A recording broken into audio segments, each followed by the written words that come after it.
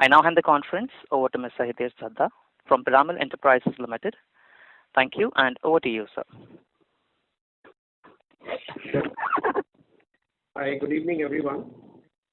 Hope you are safe and in best of your health. I am pleased to welcome you all to this conference call to discuss Q2 and H1 FY21 results. Our results material have been uploaded on our website, and you may like to download and refer it during our discussion. The discussion today may include some forward-looking statements, and these must be viewed in conjunction with the risks that the businesses face. On the call today, we have with us our Chairman, Mr. Ajay Piramal, Nandini Piramal, Executive Director of Piramal Enterprises, Mr. Rajesh Ladda, Executive Director of Piramal Enterprises, Mr. Kushbu Jijina, Managing Director of Piramal Capital and Housing Finance, Mr. Jairam Sridharan, CEO of our Retail Financing Business, and Mr. Vivek Valsaraj, CFO of our company. With that, I would like to hand it over to our chairman and would request him to share his initial thoughts. Over to you, sir. Welcome and good day to all of you. The last 8 months have been unprecedented in the history of the world. COVID's impact was severe on the Indian economy as investments, consumer spending and employment declined steeply during the early days. As we are all aware, the first quarter GDP degrew by 24%, and several reputed agencies have lowered their estimates for a full year GDP growth. The RBI's estimates show that the GDP will degrow by 10% for the whole year.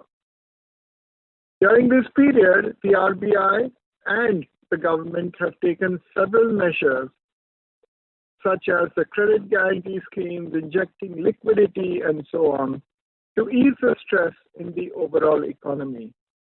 These measures, since April, have supported the NBFC sector as well. During this period, the pharma industry has been playing an important role and has shown resilience. We have seen continued strong demand for our CDMO development and commercial services. The industry has largely been able to meet patient needs, understanding the importance of the role they play in providing essential services to fellow citizens. In the consumer product space, there has been a healthy demand for COVID-related product categories. Also, we have now started to see month-on-month improvement, and there are early signs of recovery seen across industries. Real estate sales and construction activity has been picking up, with the second quarter being much better than the first quarter. Auto sales, whether it's two-wheelers, four-wheelers, tractors, have been growing. Construction equipment sector is also witnessing green shoots. The power demand has remained healthy, positively impacting the renewable sector.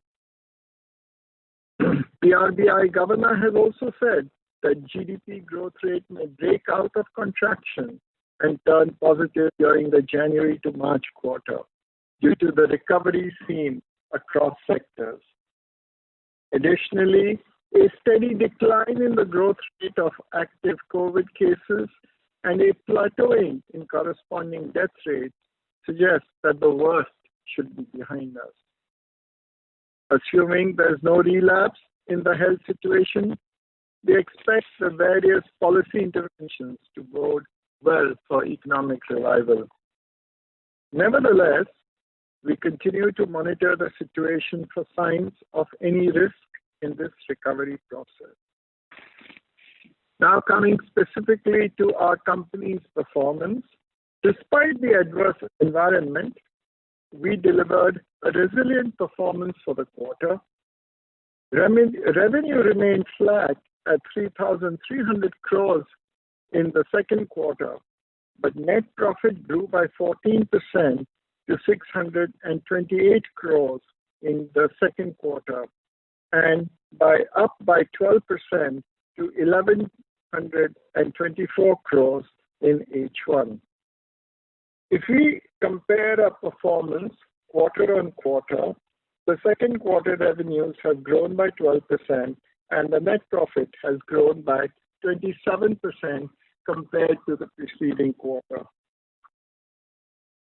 During this period, we have focused a lot on the ensuring balance sheet and liquidity, strengthening the balance sheet and ensuring that there is enough liquidity. And since the beginning of the previous financial year, the company has brought in 18,000 crores capital versus the initial commitment which you may recollect we had said of between 8 to 10,000 crores. This includes the capital raised in terms of a preferential issue by CDPQ, the rights issue for all our shareholders, sales of our investment in DRG and Shriram Transport, and the pharma deal with Carlyle that we completed recently. I'm also very happy to say that even in the biggest crisis the world has seen during COVID, we could still monetize our assets in DRG as well as complete the Carlyle deal. Also during this period, we have raised long-term debt of 24,800 crores. Of this, 11,500 crores were raised in the first quarter of FY21. Again, during the peak of the COVID crisis, I must say that here the public sector banks have gone out of the way with the nudging of the RBI to ensure that enough liquidity is available to us. So with these total inflows today of 42,800 crores, since the beginning of FY20, the overall equity has increased by 28% to 34,700 crores. And our net debt has reduced by 22,000 crores from 56,000 crores to 33,450 crores, leading to PEL net debt to equity ratio of less than 1 from 2 in March 19.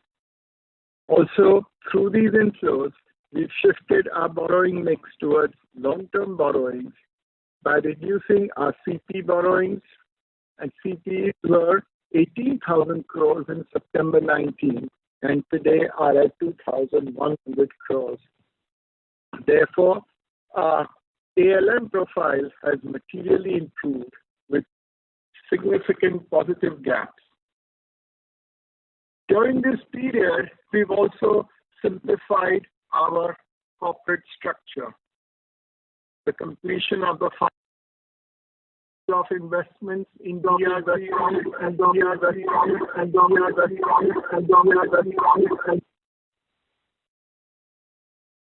I think there was a noise.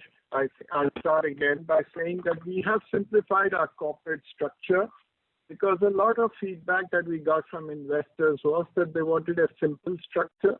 So today we have now just two major businesses.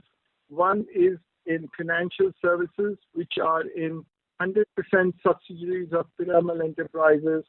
The second is a pharma, where we formed a pharma subsidiary. Carlyle has come in, and Piramal Enterprises owns 80% of that, 80% of the equity in the pharma subsidiary, and Carlyle owns 20% in that.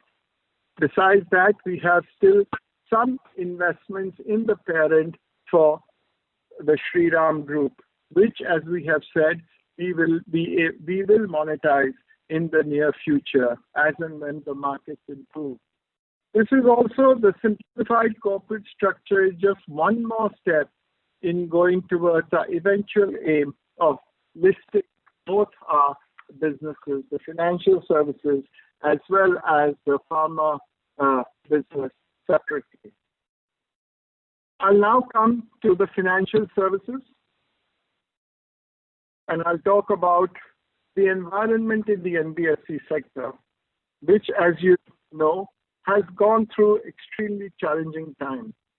It was impacted even before COVID by liquidity tightening, the weaker economic growth in the environment, and negative business news from many large corporates. This, with COVID-19 now, has become the most prolonged crisis for this sector. And what we are seeing is an increased pace of consolidation taking place in the NBFC sector. We believe that only the fittest will survive. Those that have a strong governance and value system, which have a well-capitalized balance sheet and enough liquidity to bear the shocks, and those who have an ability to radically transform or evolve their business model to the changing environment so that they can well navigate the impact of the COVID-19 crisis. We believe that we are well positioned to come out stronger for a long runway of growth by gaining market share over the next few years. Our stronger NBFCs will complement banks and will play a critical role in reviving India's growth. What we have done during this environment is to significantly improve our capital adequacy ratio to 34% from 22% in March 19 for our financial services business alone. This makes us safe during this current period and also gives opportunities for us to grow both organically and inorganically at the appropriate time. With an equity of 25,000 crores, which is available for the financial services business, they are among the top 3 NBFCs in India in terms of equity capital available for financial services. We have also, as you would recollect, at the beginning of the year, this year, made an additional provision of 1,900 crores, thereby increasing our total provision to 3,000 crores, which is a 237% provision coverage, or nearly 6% of our loan book, to meet any contingencies that may arise due to the prolonged adverse environment. How are we seeing the environment today? The early trends indicate a better performance of developer clients than assumed under the stress scenario for creating provisions. As we see today in September 20, sales of our developer clients have reached 100% of pre-COVID levels. Developer collections from home buyers are at about 82% of pre-COVID levels, and construction activity has resumed at all the projects we have lent to, with about 90% of the workers back at the site. As far as collection efficiency is concerned, we have seen encouraging signs post the moratorium. These could also indicate collections against pent-up demand and could be early trends. We believe that the performance of the next quarter needs to be monitored for a business-as-usual collection. We are monitoring the post-moratorium behavior of our borrowers and are actively engaged with them to understand the business performance, their sales, collections, and their construction activity. It would be difficult to put any specific number on the one-time restructuring as of now, as account performance going forward will play a critical factor for our decision making. However, we do not expect this number of restructuring to be material compared to the size of our loan book and to the provisions that we have made. Having said that, we do acknowledge there are certain sectors within our portfolio, like hospitality, auto ancillaries, where we have limited exposure, which may be needed to be evaluated for this restructuring. Post-COVID, how do we look at the environment? From being a largely wholesale lending business model focused on real estate, we are working towards transforming our model to a well-diversified financial services business. We intend to create a balanced portfolio with retail lending, 40 to 50% of the lending book in the next few years, by growing retail both organically and inorganically, by reducing our wholesale dependence on real estate, both through repayments, prepayments, and refinancing. We are building a multi-product retail lending platform. The retail and SME lending market in India has a huge untapped potential. In addition, you can see that consolidation is taking place in this space as well. To take advantage of this opportunity, we are building a multi-product retail lending platform, which will be digital at its core. Its modular structure will have an ability to add multiple products in the future. As we had mentioned earlier, we are focusing on the Bharat market, targeting customer segments that are underserved by banks in tier 2, 3 cities, and towns ranked between 25th and 1000th in terms of economic activity. We have invested in a high-quality management team with deep domain experience in retail. We are incorporating learnings from the current environment to build a sound business model for the post-COVID world. In FY21, we will focus on laying the foundation of the business by taking a differentiated approach to retail lending in terms of product customization, personalization, developing robust processes and risk management frameworks, and leveraging technology and analytics. Our first milestone is to go live during Diwali with 4 product categories in 26 towns. We will do secure lending in the current year. Going forward, we may look at product categories which are currently not as large as affordable and mass affluent housing and secured business loans, but can become large in the future. Also, we continue to evaluate inorganic opportunities in the retail financing space to make our loan book more diversified and granular. As far as the wholesale loan book is concerned, we are making it more granular and have made progress in this. We have reduced single borrower exposures from the 10 top exposures from 18,400 crores to 14,700 crores since March 2019. As of September 20, there's only one account which is over 15% of net worth and only 2 other accounts greater than 10%. By 2021, we intend to bring all our exposures below 7% of net worth. In fact, 75% of our exposures will be below 4% of net worth. There will be only one exposure which will be in the 10 to 15% range. And now I would shift to our pharma space. In October, we closed one of the largest PE deals in the Indian pharma sector with the Carlyle Group and raised $490 million as fresh equity for a 20% stake in the pharma business.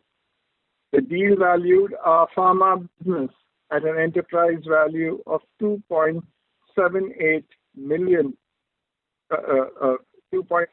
billion with an upside component of up to $360 million.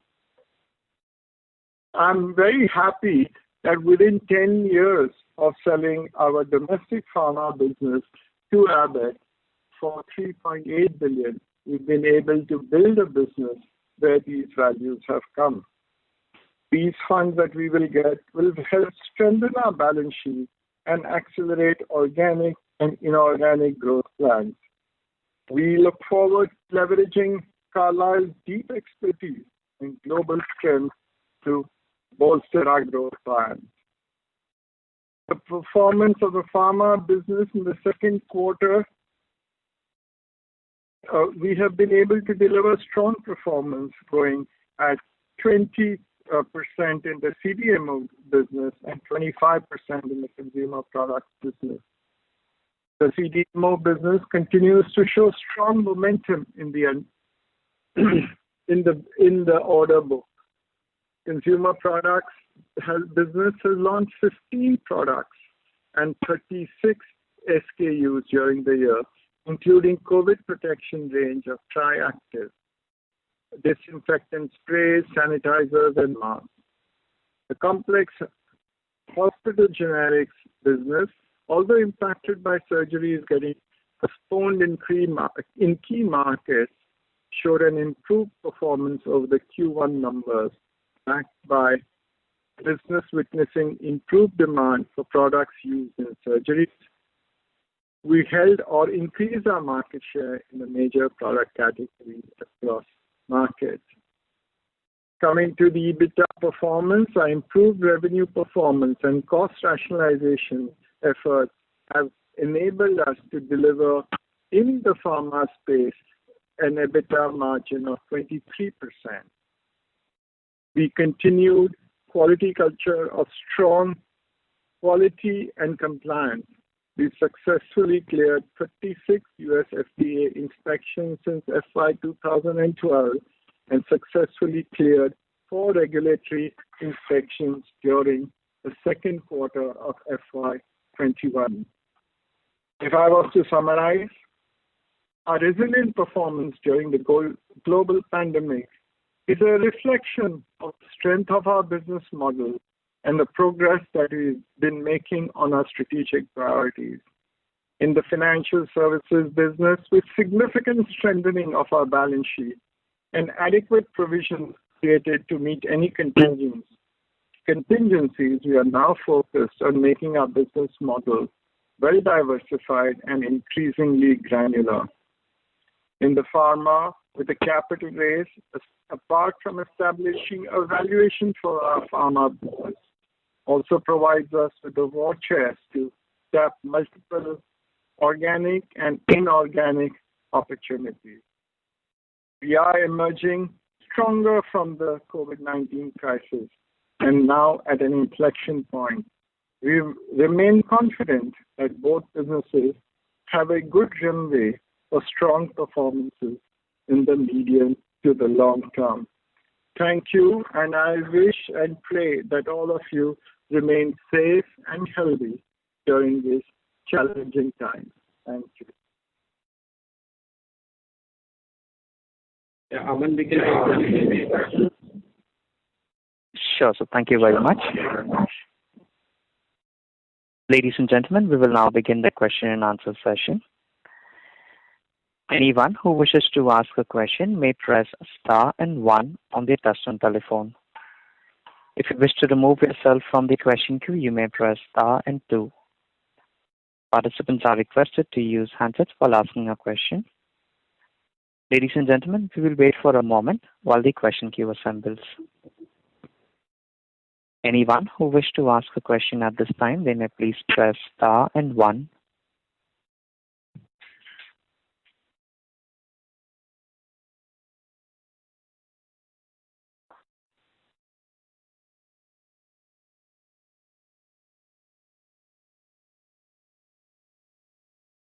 The first question is from the line of Kranti Bhatani from Wealth Mill Securities. Please go ahead. My question is to Chairman Sir. Sir, good evening. Congratulations for the resilient set of numbers during these challenging times. I would like to know from you, sir, how the environment is looking going ahead, and what kind of plans, as you keep on mentioning that you are looking for acquisition in both in terms of pharma as well as financial services. What kind of deals you are looking forward, and what is the horizon you are looking forward? This is the right time to go and start acquiring, or you will wait for some more time? So, first of all, as I look at, let me talk about pharmaceuticals first. In pharma, we have a very differentiated model where we have manufacturing and development facilities in different continents and different countries. So we have facilities in the United States, we have facilities in Canada, in Europe, and in India, which are both manufacturing and development. What we are finding, and as you probably are aware, 93% of our revenue comes from global clients. So what we are seeing is that there is a big emphasis now on pharma. How do people increase activities in certain pharma products? How do you have a resilient supply chain? Which also means that you need to have facilities all over the world. So we are looking towards that, how we can increase our presence in some of these geographies where our customers are asking for it. If there are certain niche products or niche capabilities that we need to acquire. So this is a good time for us to acquire. As you know, that our funding has been good now. The debt to EBITDA in the pharma business is only 1.5 times, which means that there is a big area, big headroom for growth. Also, many of the other companies globally are still suffering in this space, and therefore we can get good opportunities. So that's what we are looking at. But as you may be aware, and as our track record shows, both in pharma and financial services, we will only do acquisitions if there is a strategic fit for it and we can create value.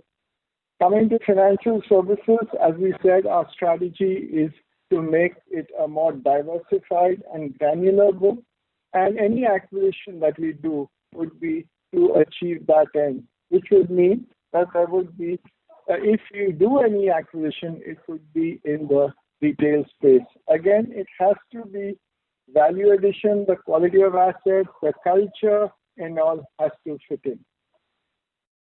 So what is the size of the acquisition you are looking forward in terms of retail financial services is concerned? Do you have any specific size of acquisition? We do not have a specific size. The way we look at it is like we will see whatever makes economic sense for us. As you know, that our debt equity as a company, our debt is less than 1 to equity, which is a comfortable position and gives us enough of a leeway to look at different types of acquisitions. Sir, you are also quite a big. I think I can't keep answering only one person. Please ask it once. I mean, otherwise it will be a dialogue only between you and me. And there are 100, 200 people waiting. So if there's more questions, I'll be happy. You can take it offline. Sure, sir. Sir, this is my final question. How do you see the economy? Because you are a key observer of the economy. Is the worst is behind us for the Indian economy? And for the Clearly, the worst is behind us for the economy. That's what people are saying. If you see the numbers, I mean, the first quarter, actually, the economy degrew by 24%. Since then, there has been an improvement. All the parameters are showing that the RBI is estimating that what was minus 24% in the first quarter for the year should be a minus 10. That means that at the last quarter of the year, there will be some growth. What I'm also seeing from other industries is, and you're seeing the results coming out, that they are much better than what people had expected. So we have to be we have to be optimistic, but we still have to be cautious. That's why I said let's wait for another quarter and see how things are. Thank you. A reminder to participants, if you wish to ask a question, please press star and 1. The next question is from the line of Aditya Jain from Citigroup. Please go ahead. Good evening, sir. Could you talk about the debt level at the pharma segment after the deal, pro forma for the deal? So the debt level in the pharma after the deal would be between 2,200 2,500 crores. Got it. And then on the yield in this quarter, so we had 15.2% in 1Q to 14.8% in 1H overall. So what is causing the large swing? The mix hasn't moved much. And also related to this, but more forward-looking, the new segments which we are launching from November onwards, since they are secured segments, even if retail and even if tier 2 towns, would the average yield there be lower than these 14.5 to 15% level, or would it be higher? I will ask Jairam, who heads our retail business, to comment on that. Yeah, on the latter part of your question, which is the average yields in retail, your observation is right. The average yields would be lower than the 14.5 average that you see, driven largely by the wholesale book today. We will be looking at differentiated customer segments from banks, and so you should expect towards the higher end of the yield range within those product categories, in things like affordable housing. You will be looking at 10, 11, 12% sort of yield. But none of these are going to be 14+% yield businesses. We are not getting in any meaningful way into unsecured lending in this year while COVID uncertainties still remain. We could comment on the yields on the first. Vivek, you or Kunal, whoever can.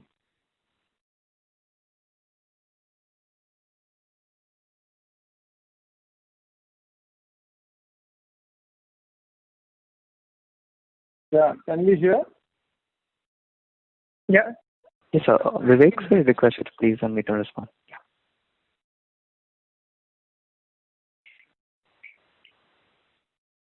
Can I? Yeah. I can take it. Yeah. So basically, the shift is not much, as you yourself said, and basically it is on some fair valuation loss which led to minor yield correction. That is it. Otherwise, there's not really any significant yield which has come down. Okay. Got it. Thank you.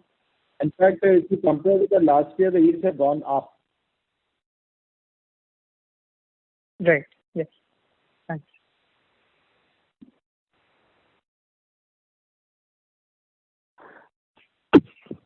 Thank you. The next question is from the line of Prasheel Shah from Capgrow Capital.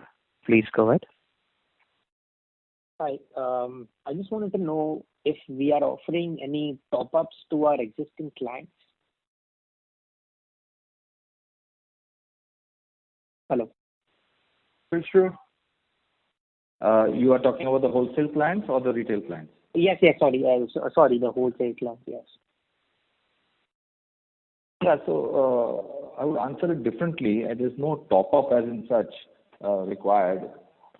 As explained to you a quarter ago, we had anyway analyzed post-COVID all the requirements of our developers, assuming very little sales and collections, though of course the reality has played out differently. And we had set up lines wherever required to ensure completion of the projects. So if I've answered your question. And if you have seen, we have enough lines with most of our clients, and that is why we continue to disburse wherever it's required to ensure the safety of our money through completion of the projects. Okay. So how does that affect your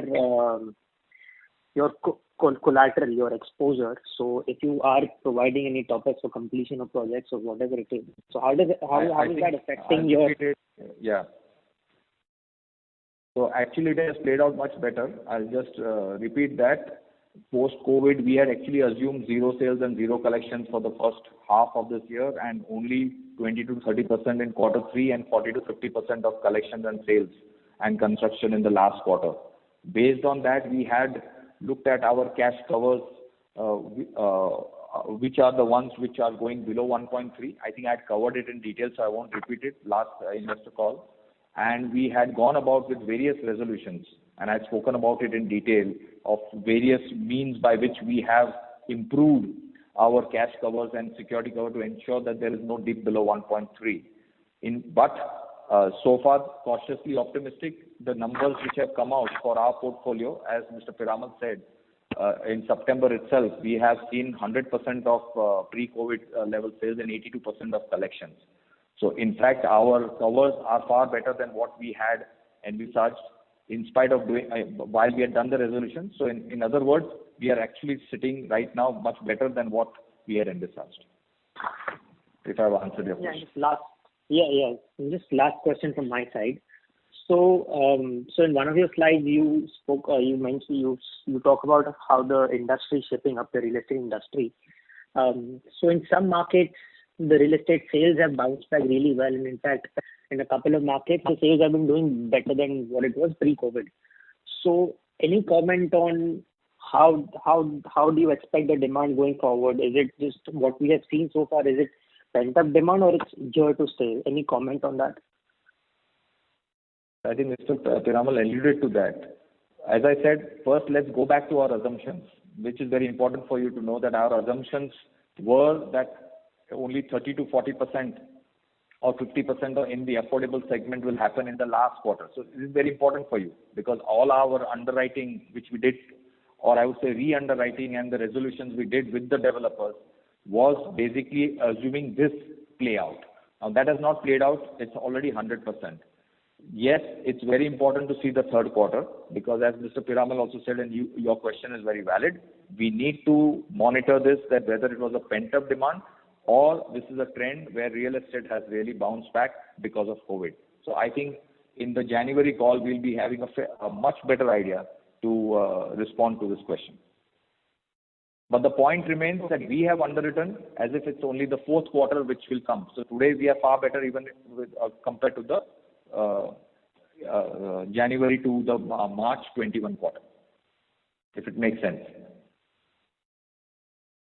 Okay, thank you guys. Good luck. Thank you.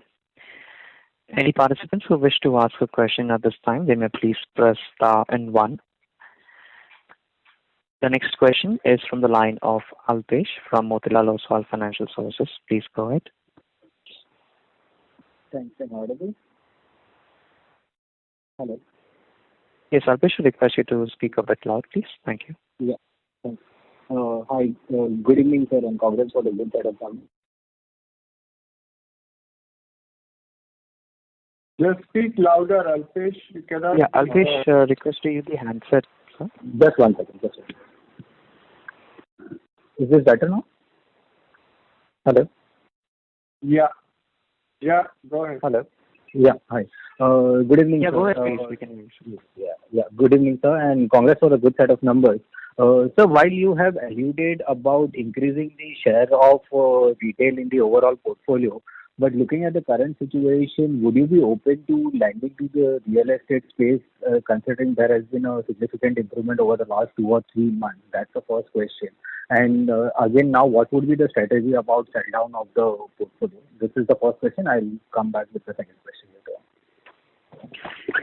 No, so as far as you're right, we see that the environment as far as the wholesale real estate sector is actually turning better as a business and also in terms of lending. So if you see, there is not much competition which is left in the real estate lending space. So that is an opportunity.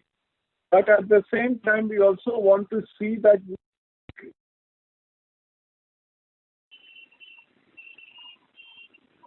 Hello.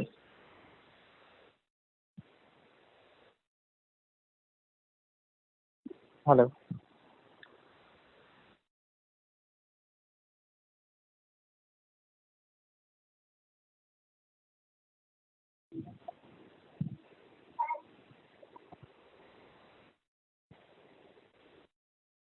Operator?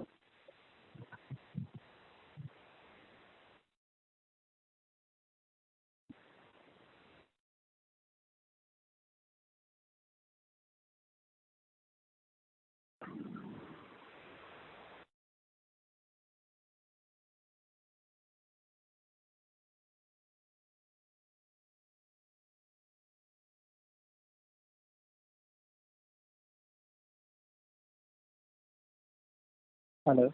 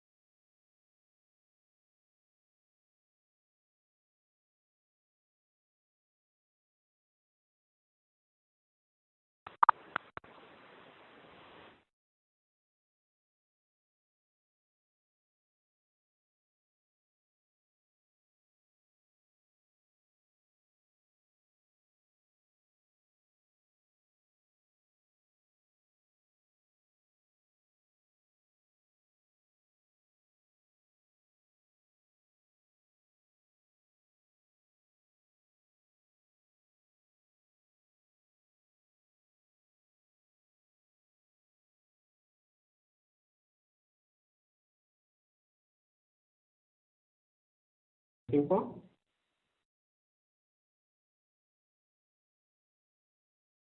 I think we have lost the line for the current participant as well. So we will move to the next question, which is from the line of Vinod Jain from WF Advisors. Please go ahead. Good evening, sir. Congratulations on the good set of numbers. My question is related to the real estate prices. How do you see the price scenario panning out in the next few quarters? And what kind of positions have been penciled in while looking at developer realizations for Piramal? Sure. Yeah. So when the COVID broke out, as you know, many people had predicted that the prices will crash, etc., etc. In the last 6 months, prices have not come down dramatically. City by city, we have seen dips of 3%, 5%, somewhere 7%. So on an average, you can take anywhere between 5 to 7% prices have got corrected.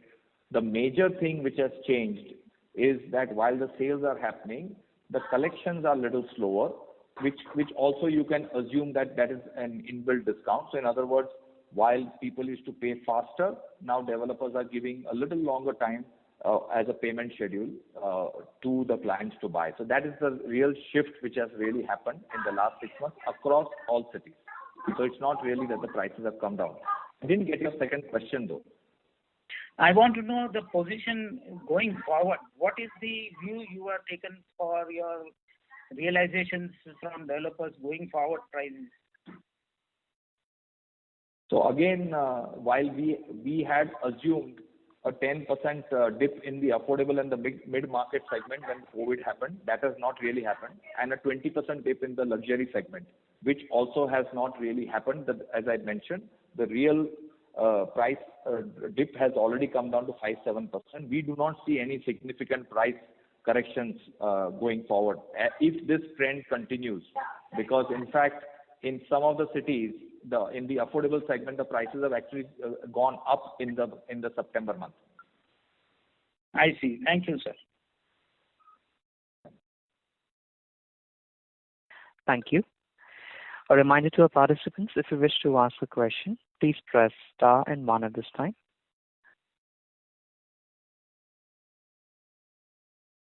The next question is from the line of Abhishek Kapoor as an individual investor.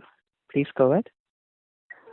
Sir, I can see that cost of funds and cost of borrowings are approximately 8.5 and 10.8%. So how can we reduce that? Thank you for taking up my question.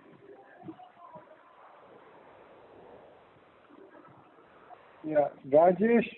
Yeah, I'll take that. So if you see from last year, March, and even before that, there has been a downward trend in terms of quarter-on-quarter rate of interest. Last quarter, March quarter, it was about 11%, then it came down to 10.8, and this quarter, I think it's 10.7 on average basis. Our incremental cost of borrowing is coming down, and that's converging into the average. and clearly there is a downward trend going forward basis as well. It's not that it's not coming down, but because of the fact that it's on average basis, the impact is seen on a minimalistic basis.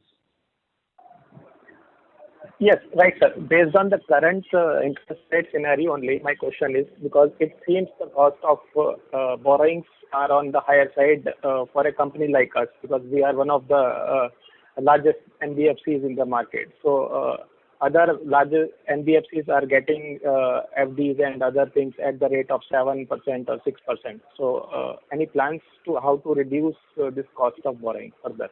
And what can be the optimum level as on date where we stand today on the terms of interest rate? Yes, there are plans. As I said, the incremental borrowing is happening at much lower than the average cost, and therefore the average cost is coming down. The right side of comparison is not with 6-7%, because it's also an outcome of rating. So I think in terms of planning, we'll have to work on improvement in rating, and therefore we can see a significant drop in incremental cost of borrowing. And we are hopeful that with this kind of strong balance sheet and the mix changing in favor of retail, etc., we would get a rating upgrade. Also, I just want to focus the fact that we must also look at what is the spread between the borrowing and the lending, because we must recognize that in wholesale the spreads are much higher, and that's why when people lend also they take that into account as well. In retail it's not so, but in wholesale it clearly is. Absolutely right, sir. Actually, we are heading towards the retail loan further, as I can see in the presentation. That's why I felt that average cost of borrowings are on the higher side to go for a good set of customers. It will come down as soon as that happens. Yeah. Right, sir. Thank you.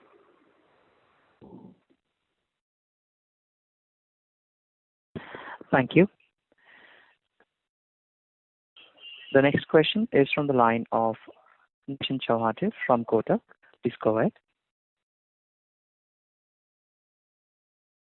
Yeah, actually my question was pertaining to the incremental funds. If you could just share, what has been the incremental cost of funding and how much you have raised in the last 2 quarters, if at all you can share the data. And the second is on the retail lending side, whom do you really, who would be a direct competition for you? Thanks. Or whom do you consider as direct competition for you? Sorry.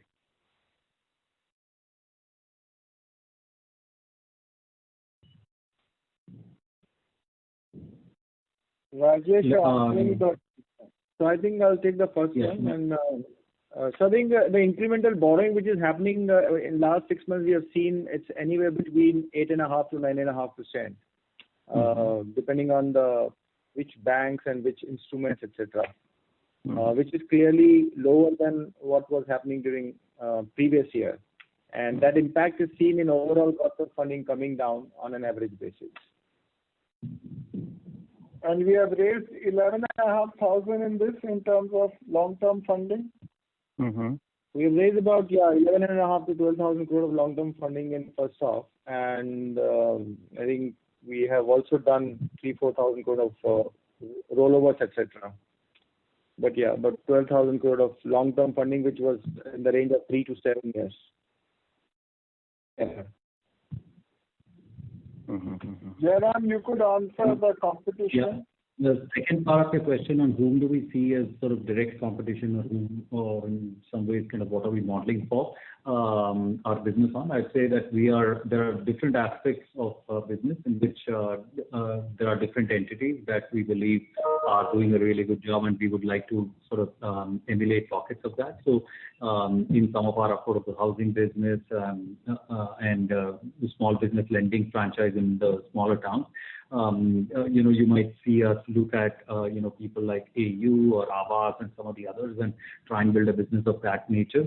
So when you look at the digital at its core point that we've been talking about, there you might see us try and build capabilities and more on the lines of what some of the fintechs are doing, or in some small pockets what Bajaj has done. So and then there is an analytic at the core element of what we are doing, which is a little bit different from what most people are doing out there in the market today. So there isn't any one particular player that we are modeling towards. As our business builds, we will try and learn from the best and try and incorporate that in our business model. So then, if there is no direct frontline bank kind of competing, then would it be kind of fair to say that in terms of balance sheet strength or the liability side strength, you would be much stronger than most of your peers, or I think any of your peers? No, you're absolutely right. In fact, that is the core of our strategy, is to actually find pockets where banks are not directly focused, because we recognize that as an NBFC, there are certain pockets that we can compete a little bit better on, given our cost of fund structure. So we will pick pockets in terms of product, customer segments, and geographies where banks are not focused.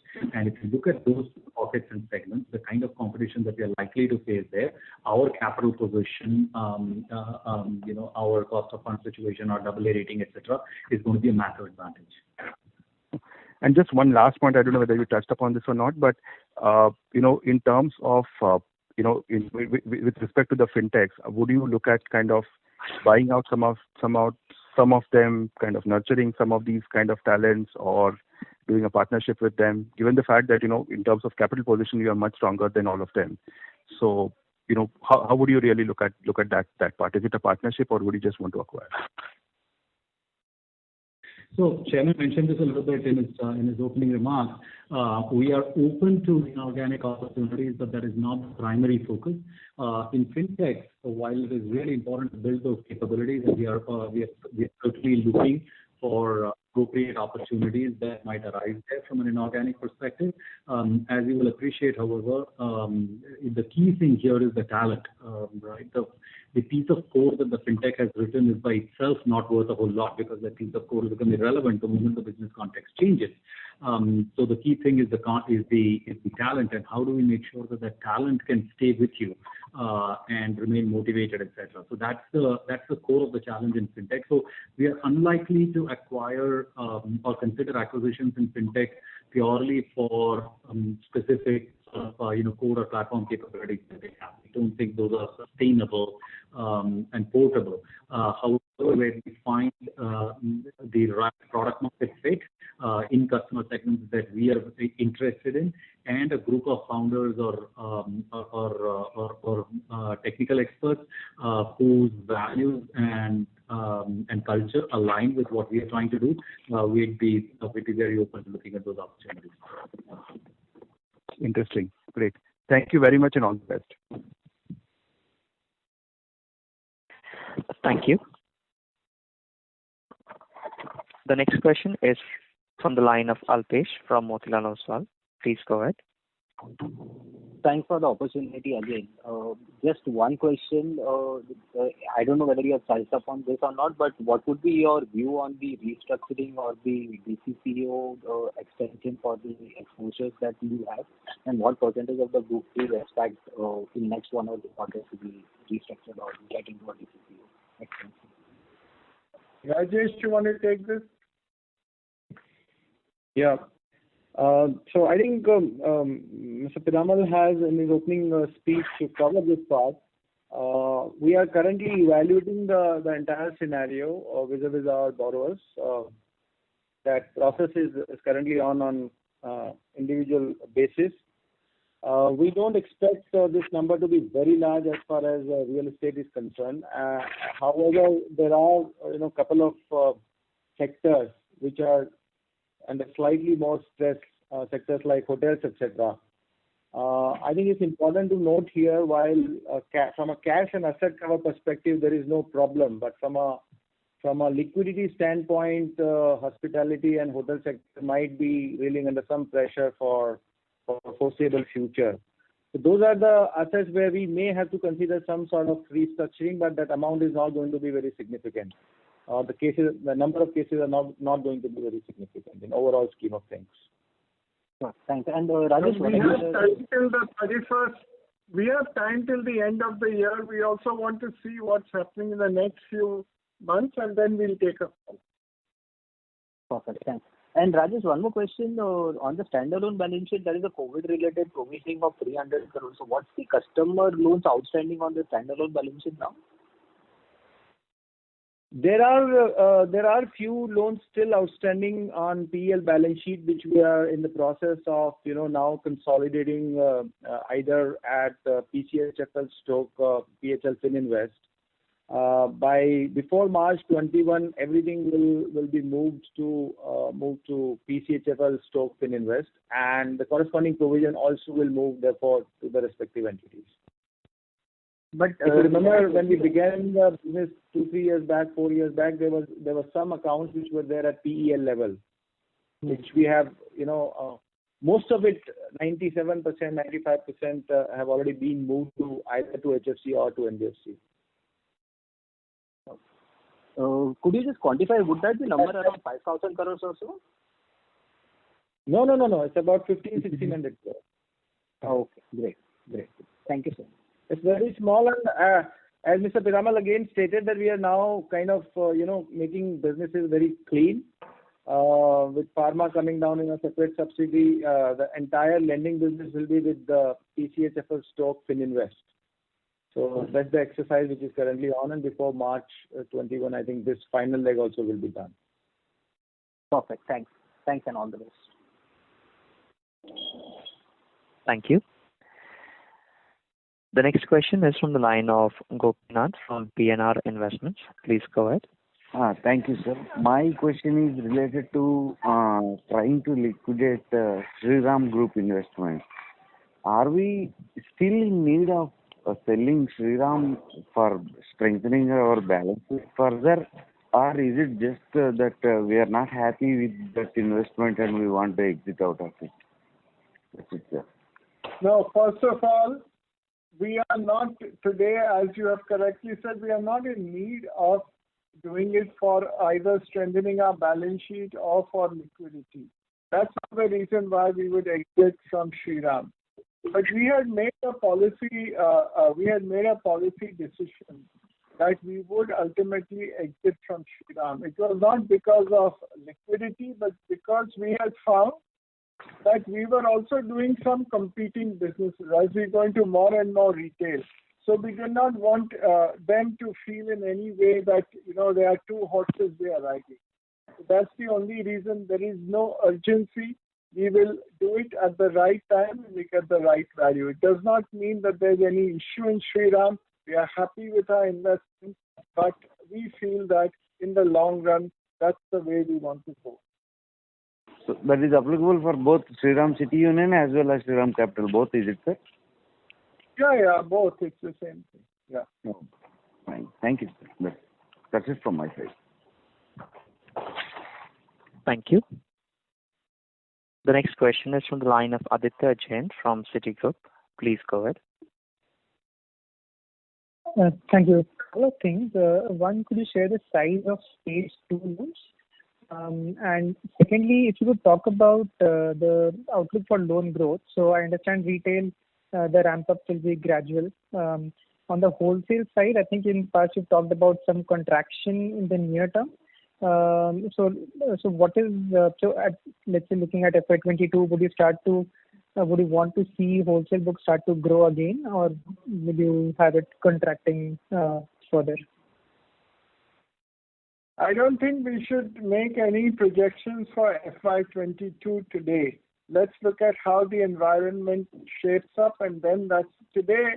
I think to make any longer term forecast is not right. As I said, the wholesale book, there are opportunities in wholesale because the providers, the competition is reducing day by day, and we have a strong balance sheet and we have good expertise in that space. That's on one side.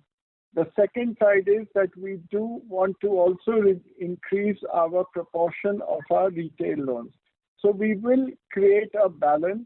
And as I said, depending on the environment, we see how we can still get benefit of wholesale, whether it's through a fund structure, whether it is through doing co-lending, where many other banks and all are approaching us to do co-lending. So it's a combination of things. Let's wait till the environment. I think we get a better idea towards the end of the third quarter. Got it. Thank you. And on the other part, the size of stage 2 loans as of now? That, Rajesh, you can.